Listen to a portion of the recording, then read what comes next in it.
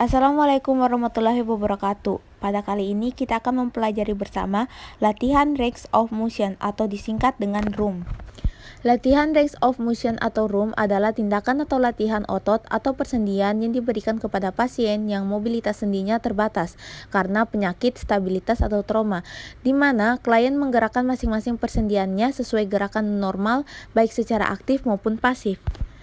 Tujuan latihan range of motion yaitu yang pertama, mencegah risiko atrofi otot pada klien yang mengalami imobilisasi. Kedua, mencegah terjadinya kontraktur pada sendi. Ketiga, mempertahankan atau meningkatkan kekuatan otot. Keempat, meningkatkan atau mempertahankan fleksibilitas dan kekuatan otot. Ada 3 jenis ROM. 1. ROM aktif, di mana perawat memberikan motivasi dan bimbingan klien dalam melaksanakan pergerakan sendi secara mandiri sesuai dengan rentan gerak sendi normal. Artinya, klien aktif karena perawat hanya memberikan motivasi sambungan saja. 2. ROM pasif, di mana perawat melakukan gerakan persendian klien sesuai dengan rentan gerak normal, artinya klien pasif karena pergerakan sudutnya harus dibantu oleh perawat. Ketiga, ROM aktif dengan bantuan, artinya klien melakukan gerakan ROM dengan sedikit bantuan dari perawat. Latihan range of motion diindikasikan dengan 1. Klien dengan tira baring yang lama. 2. Pasien dengan penurunan tingkat kesadaran. Ketiga, kelemahan otot. Keempat, pasien fase rehabilitasi fisik. Kontraindikasi atau latihan ini tidak boleh dilakukan oleh 1. Klien dengan fraktur atau patah tulang. 2. Klien dengan peningkatan tekanan intrakranial. 3. Trombus atau emboli atau sumbatan pada pembuluh darah. 4. Kelainan sendi atau tulang. 5. Klien fase imobilisasi karena kasus penyakit, misalnya penyakit jantung. Gerakan ROM. 1. Fleksi. 2. Ekstensi. 3. Hiperekstensi. 4. Rotasi. 5. Sirkumduksi. 6. Supinasi. 7. Pronasi. 8. Abduksi. 9. Aduksi. 10. Oposisi. Ada beberapa yang perlu kita ketahui bahwa gerakan tersebut dapat dilakukan berbagai macam posisi sesuai kebutuhan atau kondisi klien. Ada beberapa yang perlu diperhatikan saat melaksanakan latihan perubahan. Yang pertama, keterbatasan pergerakan atau ketidakmampuan menggerakkan sendi. Kedua, bengkak atau nyeri, kemerahan, krepitasi, deformitas pada sendi. Ketiga, saat melakukan ROM pasif, berikan sokongan sendi. 4. Lakukan gerakan dengan perlahan dan berhati-hati. 5. Setiap gerakan dilakukan sesuai kemampuan. 6. Ulangi masing-masing gerakan sebanyak 5 kali. 7. Hentikan gerakan latihan jika klien mengungkapkan ketidaknyamanan seperti nyeri atau terjadi spasme pada otot daerah yang bersangkutan. Tahap pra-interaksi. Perawat mempersiapkan peralatan yang terdiri atas geniometer dan hand wrap. Setelah itu, perawat mencuci tangan dengan menggunakan hand wrap. Tahap orientasi. Selanjutnya, perawat memberi salam kepada pasien, kemudian menjelaskan tujuan yang akan dilakukan dan menjelaskan waktu yang akan dibutuhkan, memasang sampiran, serta mengatur pasien sesuai indikasi. Tahap kerja.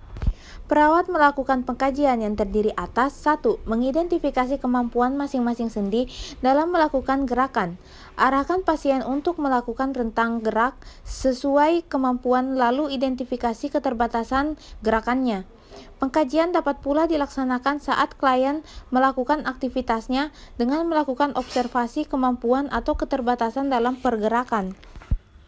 Pengkajian yang kedua yaitu mengidentifikasi daerah sendi terhadap tanda peradangan seperti kemerahan, bengkak, serta nyeri saat sendi bergerak atau diam. Tanyakan pasien apakah ada sendi yang nyeri, kemudian lakukan pengkajian tersebut. Mengidentifikasi terhadap bentuk sendi dengan menilai adanya deformitas atau perubahan bentuk sendi.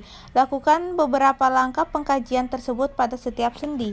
Langkah selanjutnya yaitu melakukan pengukuran gerak sendi menggunakan geniometer dengan cara mengarahkan pasien untuk melakukan rentan gerak sesuai kemampuan. Kemudian letakkan geniometer sesuai tempat, arahan tangan, dan posisi tangan sejajar dengan sendi. Setelah itu, memulai pengukuran rentan gerak atau sudut yang dibentuk dapat dibaca berdasarkan angka yang tertera pada geniometer.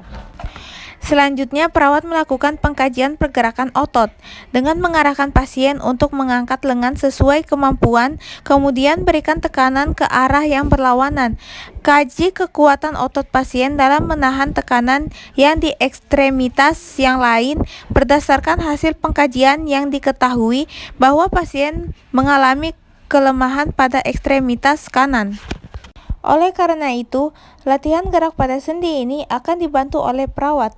Selanjutnya yaitu melakukan rentan sendi sesuai kebutuhan pasien. Jika terdapat kontraktur pada sendi, kelemahan pada otot, lakukan latihan dengan menyokong sendi yang bersangkutan. Gerakan leher, fleksi. Arahkan dagu ke sternum dan upayakan untuk menyentuh sternum. Normalnya gerakan ini dapat membentuk sudut 45 derajat. Ekstensi. Posisikan kepala pada posisi semula atau netral. Gerakan ini membentuk sudut 45 derajat. Hiperekstensi. Gerakan kepala ke arah belakang atau tengada sejauh mungkin. Normalnya gerakan ini dapat membentuk sudut 10 derajat. Fleksi lateral. Gerakan kepala ke arah bahu, lakukan sesuai kemampuan. Gerakan ini akan membentuk sudut 40-45 derajat. Gerakan bahu fleksi. Letakkan kedua lengan, angkat tangan mengarah ke atas kepala. Lakukan sampai mengarah kepala. Normalnya dapat membentuk sudut 180 derajat. Ekstensi.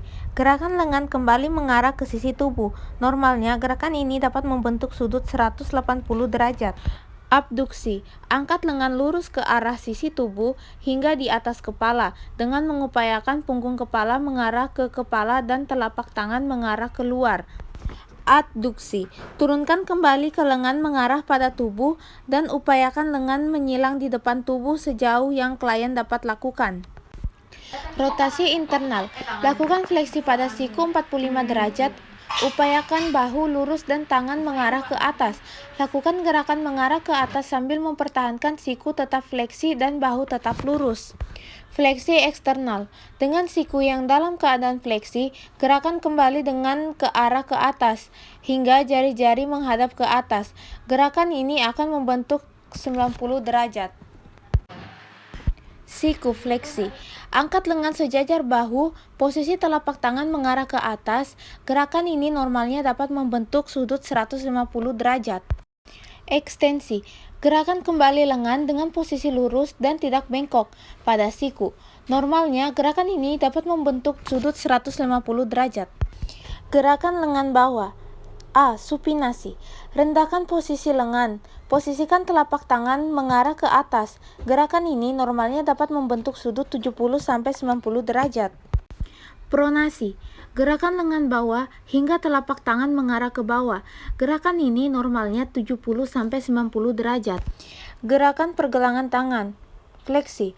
Luruskan tangan hingga jari-jari menghadap ke depan, perlahan hingga jari-jari mengarah ke bawah.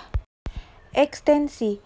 Lakukan gerakan yang membentuk jari-jari lurus, tangan pada lengan bawah. Gerakan ini normalnya 70-90 derajat. Hiperekstensi. Gerakan pergelangan tangan hingga jari-jari mengarah ke atas. Abduksi. Gerakan pergerakan tangan dengan arah ke ibu jari, normalnya yaitu 30 derajat. Adduksi. Gerakan pergelangan tangan hingga ke arah jari kelingking, normalnya membentuk sudut 30-50 derajat. Tahap terminasi. Perawat merapikan alat, kemudian mengevaluasi respon pasien setelah melakukan tindakan. Setelah itu, dokumentasi tindakan. Kemampuan rentan gerak sendi, kekuatan otot pada ekstremitas, kondisi sendi seperti kontraktur, krepitasi atau nyeri.